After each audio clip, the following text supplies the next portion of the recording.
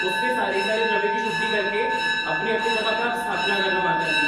फिर उसके बाद बीच में अर्घ आएंगे। अब यहाँ पे समझने वाली बात क्या है कि सबसे पहले अपन को संकल्प लेना है। 5 चीजें होती है किसी भी चीज में सक्सेस पाने के लिए। सबसे पहले संकल्प, फिर प्रवृत्ति। सबसे पहले हम संकल्प लेंगे, चाहे हमें ओलीजी करनी है, कुछ भी करना, पहले संकल्प लेना पड़ता है कि मेरे को हैंडल करने हैं। उसके बाद प्रवृत्ति, वो हम उस प्रोसेस को शुरू करते हैं काया के तौर पे। फिर आता है विघ्नजय, क्योंकि श्रेयांशी बहु विज्ञानी, कोई भी अच्छा काम में विघ्न आना ही है, तो विघ्नजय करके फिर उसके बाद होता है सिद्धि। जो भी आपने चीज करना शुरू करी उसकी सिद्धि हो गई। लेकिन जिन शासन यहीं पे नहीं रुकता, इसके आगे एक स्टेप और है, वो है विनियोग। और विनियोग सबसे इंपॉर्टेंट है, क्योंकि नवकार मंत्र के सबसे बड़े साधक कलापुंज जी महाराज लिखते हैं, जिस चीज का विनियोग करोगे वही चीज अगले वक्त में आपको मिलेगी। विनियोग का मतलब आज आपने आराधना करी, अब आपने संकल्प लिया कि अब मैं स्वाध्याय करूंगा, अब मैं शुद्ध ज्ञान से जुड़ूंगा। लेकिन अगर आप उस शुद्ध ज्ञान का विनियोग करोगे, दूसरों को बांटोगे, तब जाकर वो शुद्ध ज्ञान भव भव में आपकी मदद करने के लिए रहेगा। सिद्धि तो सिर्फ इस भव तक के लिए है, लेकिन जब विनियोग करोगे तो अगले भव में भी वो ऐसे संस्कार रहेंगे, कैसे ना कैसे करके आपको शुद्ध ज्ञान मिलेगा। दूसरी बात, आपने वहां पर बैठना, ये वाले रजत भी आएंगे ना, और ऋषि आएगा। ऋषि के लिए यहाँ पे मैंने एक आसन रखवा दिया है, ठीक है। तो अब यहाँ समझने वाली बात है कि आज अपन आराधना किसकी कर रहे हैं? शुद्ध देवी की। शुद्ध देवी कौन है? दर्शन ज्ञान चारित्राणी मोक्ष मार्ग, सम्यक दर्शन ज्ञान चारित्राणी मोक्ष मार्ग। जो ये ज्ञान है, नॉर्मल नॉलेज को जैन धर्म में इतना भाव नहीं दिया, राइट नॉलेज सम्यक ज्ञान को भाव दिया है। क्यों? क्योंकि ज्ञान की अपने आप में कोई वो नहीं है। जैसे एक नाइफ होता है, एक डॉक्टर के हाथ में चाकू जाए तो वो किसी के जीवन को सुधारता है, और अगर एक चोर के हाथ में वही नाइफ दे दो तो वो लोगों को मारता है। तो इसी तरह से वो ज्ञान जो हमारा सम्यक दर्शन निर्मल करे, वो सम्यक ज्ञान है। और शुद्ध देवी कौन है? उस सम्यक ज्ञान के अधिष्ठायक देवी। लक्ष्मी और सरस्वती, ये दोनों पार्षद भगवान की 2 साध्वियां थी। भगवान की शुद्ध सम्यक दर्शन था। सम्यक दर्शन का मतलब सुदेव, मतलब तीर्थंकर भगवान, सुगुरु जो तीर्थंकर भगवान के मार्ग पे चल रहे हैं, और सुधर्म जो भगवान ने बताया उसमें संपूर्ण श्रद्धा, और उसके साथ में कुदेव जो तीर्थंकर नहीं है, उन सारे कुदेव का जिनके अंदर राग द्वेष के अभी मलिन संस्कार है, ऐसे देव कुगुरु, और जो ऐसे देवताओं की आराधना करते हैं, उस मार्ग पर चल रहे हैं। और जो गलत धर्म है, जो केवली भगवान ने नहीं बताया, उसका त्याग। अब ऐसी साधवियां थी लेकिन शिथिल थी, मतलब मन में अरिहंत भगवान बसे हुए थे, लेकिन काया से उतना अच्छे से पाल नहीं पाती थी, शिथिल थी, इसीलिए वैमानिक देव नहीं बन पाई। लेकिन देव बनी, संयम लिया था तो देव बनना तय था। तो व्यंतर निकाय की 2 इंद्राणियां बनी। सरस्वती माता भी एक इंद्राणी है व्यंतर निकाय की। इसी तरह से लक्ष्मी जी है, लक्ष्मी जी भी एक इंद्राणी है। तो मैंने पहले भी पोस्ट भेजा था, आनंद जी महाराज ने क्या लिखा है? चरण कमल कमला वसे सखी, भगवान के चरणों के अंदर ही लक्ष्मी का वास है। इसीलिए आज भी गुजरात के अंदर, मारवाड़ के अंदर लोग पूजा अलग से लक्ष्मी जी की नहीं करते। अपन क्या लगते हैं? केसरिया जीरो भंडार भरपूर हो जो, तो सबसे पहले भगवान को याद करते हैं। कौन से केसरिया जी? जिनके नाम में 64 से ज्यादा सोने की खदान जिनके नाम पर है। आधे राजस्थान, अगर केसरिया जी राजस्थान सरकार से के हाथ से चला जाए तो राजस्थान सरकार के पास लोगों के लिए जो भी वो काम करती है, वो काम करने के पैसे नहीं बचेंगे। इतना पैसे वाला पूरे विश्व का मंदिर केसरिया जी। और आज बहुत दूसरे लोगों ने अपने से चुरा लिया। सबसे पहले आदिनाथ भगवान का नाम लेके, फिर जिनके शासन में अपन है, और दीपमालिका पर्व की आराधना जिनके लिए हम करते हैं, कौन? भगवान महावीर स्वामी।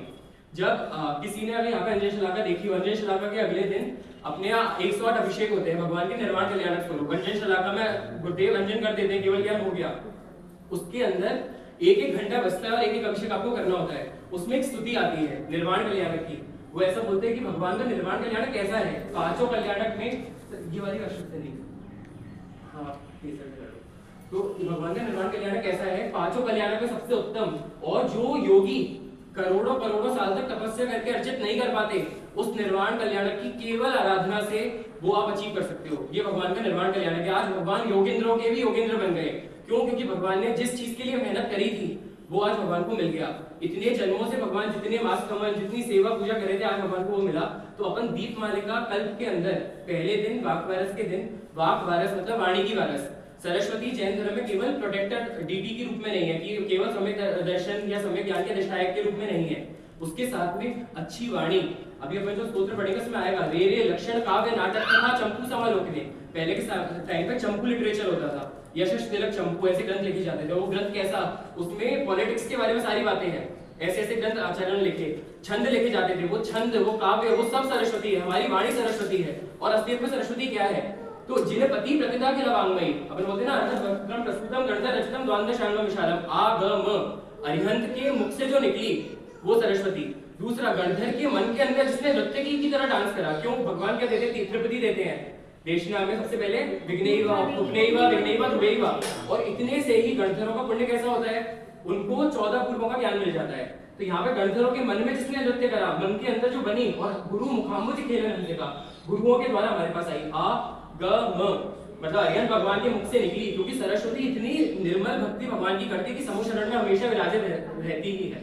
कोई और अधिष्ठायक देवी देवता रहे या ना रहे, वैसे तो शक्लेंद्र भी आते हैं, पर सरस्वती हमेशा देशना में रहती है, इतनी निर्मल ये देवी है। आगे अपन जो स्तोत्र पढ़ेंगे मुखपट्टी श्री महाराज का, उसमें भी वाली बात आएगी। तो सरस्वती को जैन दर्शन में बहुत अलग अलग व्याख्याओं से समझा है। सबसे पहले तो आ ग म, अरिहंत के मुख से निकली, गणधरों के मन के अंदर सूत्र में गुंफित हुई। भगवान तो देशना देते हैं, भाव की देशना, लेकिन गणधर उसको सूत्र के रूप में गुंफित करते हैं। और लास्ट में गुरु मुखाम्बुज खेलन का गुरुओं के द्वारा हमारे पास तक आए, वो सरस्वती है। तो यहाँ पे हम ऐसी सरस्वती देवी की आराधना कर रहे हैं, किसके आधार पर कर रहे हैं, वक्को भट्टीसुरी महाराज, जो अपने इस रीजन में जिन्होंने बहुत काम करा। और वो कैसे थे, सरस्वती के इतने निर्मल साधक कि बचपन के अंदर एक बार सरस्वती की जाप करने बैठे, अब सरस्वती प्रत्यक्ष हो गई और उन्होंने अपना मुंह फेर लिया। अब श्रुति भी बोलती है कि गुरुदेव मैं आई हूँ, देवलोक से आई हूँ, आप मुंह क्यों फेर रहे हो? तो उन्होंने कहा कि तू देव तो तू किस अवस्था में मुनि के सामने आई है। सरस्वती जैसे देवलोक में थी वैसे की वैसे उतर के आ गई, उसके कपड़े व्यवस्थित नहीं थे, तो उन्होंने मुंह फेर लिया। तो उन्होंने उस दिन वरदान दिया कि जब भी जरूरत पड़ेगी आपको वादी कुंजर केसरी का उनको एक पद मिला कि वाद विवाद में डिबेट करने में, उस समय डिबेट होती थी अलग अलग दर्शनों से, उसमें कुंजर केसरी सिंह के समान उनसे कोई जीत ना पाए, ऐसी ऐसी डिबेट उन्होंने जीती, बहुत काम उन्होंने करा। तो उन भक्को भट्टीसुरी महाराज के स्तोत्र के आधार पे फिर हेमचंद्र आचार्य का एक स्तोत्र है, हेमचंद्र आचार्य का नाम सबने सुना है, काली काल में सर्वज्ञ जैसे है। वो उस समय कश्मीर जा रहे थे सरस्वती की आराधना करने, लेकिन सरस्वती खुद रास्ते में आ गई, गुरुदेव मैं आपको ये मोदक दे रही हूँ, आप इस मोदक को बस खाओ और आप आगे जाके शासन की बहुत प्रभावना करोगे।